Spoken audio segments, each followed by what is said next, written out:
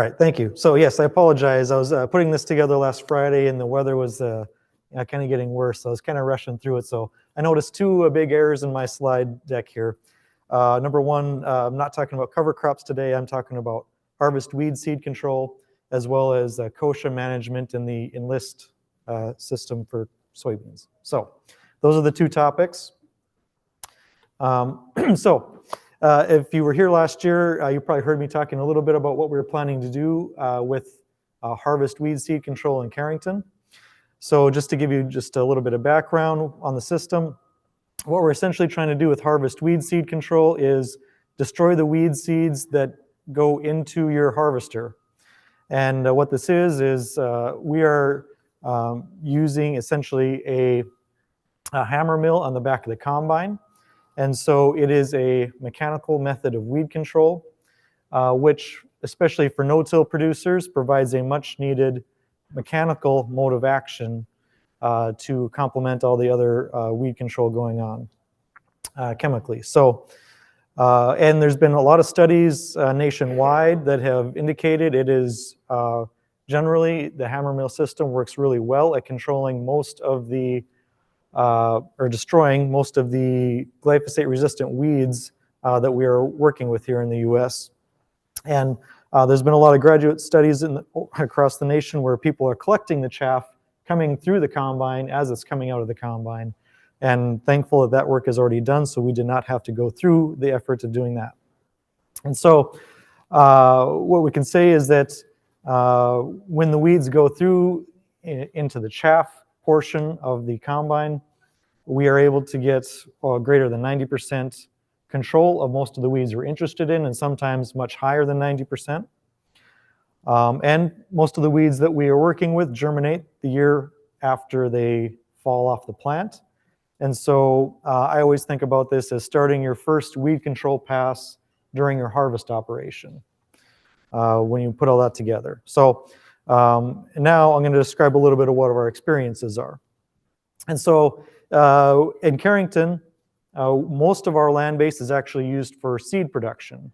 And so occasionally we're able to do some field scale work to kind of play around with some concepts. And this is one case where this has worked really well. And I do have to thank Joe Eichley again. We wouldn't have been able to get this unit on the combine without the collaboration with Joe. And basically what it is the whole back end of the combine of this was replaced. And not only was it the hammer mill on the bottom there, but also the whole straw spreader was also replaced on this particular unit. Now, depending on what type of combine you have, there's various levels of disassembly of the existing system that would have to happen for this hammer mill to be installed as well. And I will say that this is the minimum that you would need for as far as combine horsepower in order to have this type of system active. It works on this combine, but it is definitely you couldn't have any less of a combine, let's put it that way. And so here's a couple of pictures on kind of what we're looking at. So this is after harvesting a barley crop, going in and seeing what was left on the ground. What you can see there is mostly chopped up barley. And so you can see that a lot of the barley that would have came through on the chaff was getting destroyed. And the particle size on there is quite small. So the machine was working pretty effectively. This would have been from the harvest in 2023. And then again, if you look at this picture, this was several weeks after harvest, going through and from a tractor view, looking at what the results were. This was barley that was left in a swath. And the picture was taken here just off center of the center of the swath. And so on the left-hand side, when we had the seed control unit running, you can see very little even volunteer barley. Now there's pluses and minuses to that as well. But on the right-hand side, you can see when we turn the unit off, what it would look like there. So from a demonstration standpoint, definitely the machine is very effective at destroying well, in this case, the volunteer barley, which was most visible. So the other big error that I had in my slides here was I changed the slide around a few times and I forgot to change it back. But at the bottom, on the left-hand side, we went through this last year and we counted the green foxtail that came back in the 2024 season. So the year after we used harvest weed seed control. On the left-hand side, we had roughly 2.6 plants, green foxtail plants per square foot when we did not use harvest weed seed control. Okay, anybody have any guess as to how many plants we had, green foxtail plants, when we used harvest weed seed control? All right, less than one. So we scouted the whole field. We went in the areas where we had harvest weed seed control, areas where we didn't have it. We took sampling, and on average, about 0.85 plants per foot. So without applying a chemical, we actually reduced the weed density by about a third in that field the following season. And that included, we didn't do anything different. This actually included fall tillage in there. It included a pre-emerge herbicide the following spring. And then this sampling was taken right before we did our post-emergence application, which would have been in soybean. So this is following through a standard practice for field management. So basically, I'm pretty happy with this number. And one of the things you have to consider is that even when we're destroying 90% or more of the seeds that go through the combine, there's sometimes a pretty high percent of the seeds that don't even make it into the combine. And that's one of the big caveats with the system, is that especially plants like green foxtail and some other weeds tend to drop their seeds at or before harvest. And so there's going to be a certain amount of escapes from the combine for some of those processes. So I don't think you're ever going to be able to get 95% control of a weed just by using harvest weed seed control. But you could expect, I think, a large reduction in the starting population compared to not using it. And so if you're interested in learning more about this and seeing it firsthand, we're happy to have you out in Carrington to come look at this installed on our combine. We use it actually regularly now in our foundation seed program, and we try to set up some trials here now every year going forward. This last year in the fall, we had another a study that we set up doing with the unit on versus with it off in spring wheat. Again, as I mentioned before, the previous study was on swath barley. This time we're going into straight cut wheat, and we'll kind of look at some of the same things, see what we can see for weed density. We're also looking at some other crops. Certainly soybeans are a big interest, but again, soybeans are done pretty widely nationwide, so there's plenty of data out there in other parts of the country looking at what harvest weed seed control can do to soybean. And we're also looking at other options too besides the seed destructor, which is what we're using here. And a couple other things I will say about the system is this is something that does use some extra horsepower. And so kind of, I think, again, depending on the specific seed control unit you use and the size of your combine, you could probably expect somewhere between like 30 to 40 horsepower being consumed by the unit.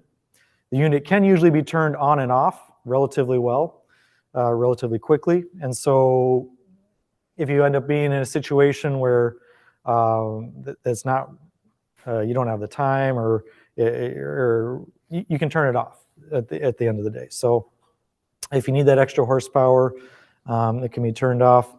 And because of that extra horsepower consumption, your ground speed may or may not be slower. So those are a couple of things that we've learned in using this system. But I'm happy to visit with people about it because it's something that I don't think a person would choose to do if they could avoid it. But I think it's in some areas it's becoming a necessity to look at some other options for weed control. And this is certainly one of the ones that should be on the table. Okay, moving on. So the other thing I wanted to talk about was looking at some kochia control in enlist soybeans. So we did work with the local Pioneer rep this year to set up some treatments here to try to figure out what we could do in the enlist system going forward. So we set up a study where we had comparisons with and without a pre-emerged product. In this case, our pre-emerged product was Broadax. And I'll say that pretty well all of our studies this year, we had excellent control with almost all of our pre's, even some of them that I normally don't expect a lot out of. We got very good weed control this year. And for the data that I'm going to be presenting, we were basing it off of essentially a one post-application strategy with or without the pre ahead of time. And what we're trying to do is compare Liberty performance with Enlist, as well as various other partners, in order to develop the best outcomes for the system. And our post-applications went out at about the soybean V3 stage, and the kochia was also roughly about 3 inches.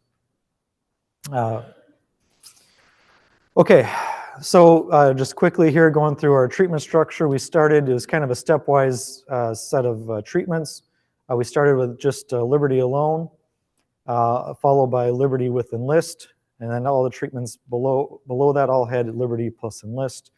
And we had several adjuvant combinations looking at COC versus HSOC. We had dual 2 in there as well. And then the bottom couple treatments have Roundup, and the last one is kind of all of the above. So a couple things I really wanted to point out. Number one, again, when we had our pre-emerged product, which is the, let's see. Oh, no, don't do that. Yeah, oh, there we go. Just got to point it this way. Okay. So this column here, initially, very, very good control of all kochia. For a while, it looked like all the top material was burnt off, if there was any at all there. Again, very good control to start with.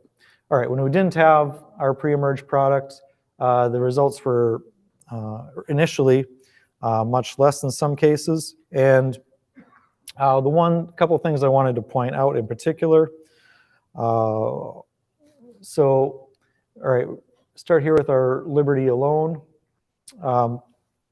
Pretty good control for one pass on Liberty, what I would consider good control, so about 84%. When we did add the Enlist, we saw what I would call an initial flash of injury on the kochia. I do want to point out here, this was about 2 weeks after application. Once we get out to 4 weeks after application, we see no difference between having Enlist versus not having Enlist. So I think that's a very important point in this study, in the fact that right after application, you do see a little extra wilting, a little extra 2,4-D type injury symptoms, but I do not feel we're getting any added control of the kochia overall, and that shows up when you start looking beyond 2 weeks after application, where there's no differences with or without that Enlist. But the moral of the story here is that even within the Enlist system, and without counting on the Enlist to do anything extra, we will still have a lot of treatment combinations where we're able to get excellent control of kochia. So in that regard, I feel like we succeeded in this study in identifying an effective weed control strategies with the Enlist system. And I should point out that we don't have any PPO-resistant kochia in this study. So this is kochia that would be still sensitive to products like our Authority or Spartan, for instance. And kind of a summary of this information. So we saw a flash of injury that occurred when we added Enlist to the Liberty, but at the end of the year, the control was the same with or without that Enlist.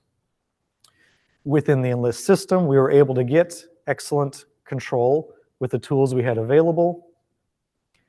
And at Carrington, at this point now, I can really only say we can expect about 10% control of added control with sorry, let me start over. When we add Roundup to Liberty, we can only expect about 10% extra control. At some point in the past few years, we maybe could have said we maybe get 20% extra control with Roundup, but the amount that Roundup is adding is decreasing each year. And this year, the COC was the best adjuvant we used, not only in this study, but a couple of other ones. We sometimes don't see big differences between adjuvants, but this year, for whatever reason, the COC was doing a little bit better than some of the other options. And with that, I don't know if we have any time. Probably keep moving. Okay, so I'll be around to answer any questions if need be. So, Thank Mike.